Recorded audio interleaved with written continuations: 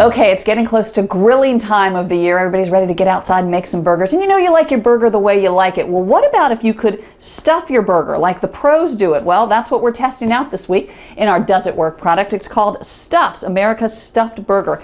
And here to be our tester this week, we have StufZ Nabong, Yes. who is, you like burgers, you tell me. I love them, yes, absolutely. And being able to stuff your burger with what you want sounds pretty good? Sounds interesting to me. Once he had it out of the box, he checked out the instructions. Ensure that any meats you may use as stuffers are pre-cooked.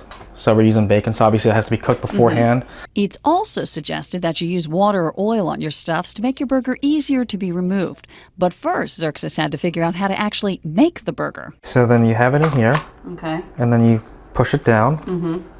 There you go, okay. Now he's ready to try it using actual ground meat. Now, the bacon he got to stuff in his burger was already cooked, but he decided to heat it up just in case. And while that was cooking, he started forming his patty. He struggled a little trying to make the pocket for his stuffings. I think we need to take out a little bit more meat.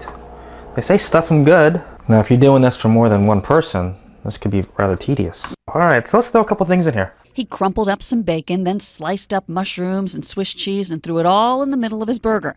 Then he pressed it all together to stuff his burger. But it didn't quite turn out like the pictures. It's not all tightly together. So it's not tightly together. So he used his hands to try and form that burger a little bit better. So I think we have something to work with here. Okay, let's do it. Let's All grill right, it. let's grill it. StufZ likes his burgers rare, so it didn't take long before he was ready to flip it. And that's when he noticed some problems. It kind of looks like two burgers, and it looks like it's not staying together. Yeah, it's not staying together. So I'm going to have a little bit of a mess here afterward. That might be a little rare. Oh, okay. I lost the shroom. I got a fire down here. Those aren't the only problems he found. After taking a few bites, he noticed a few more things that bothered him about StufZ. It's falling apart on me. That's kind of a pain.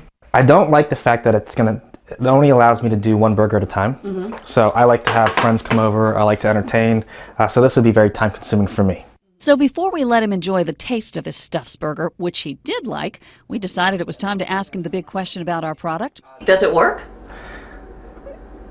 I'd probably say no. Would I buy this? Probably not. It just seemed a little harder to use. A lot of moving parts. I'm not a big fan, unfortunately, no. Not a big fan. If I had to go through this much trouble, I'd probably go out and eat.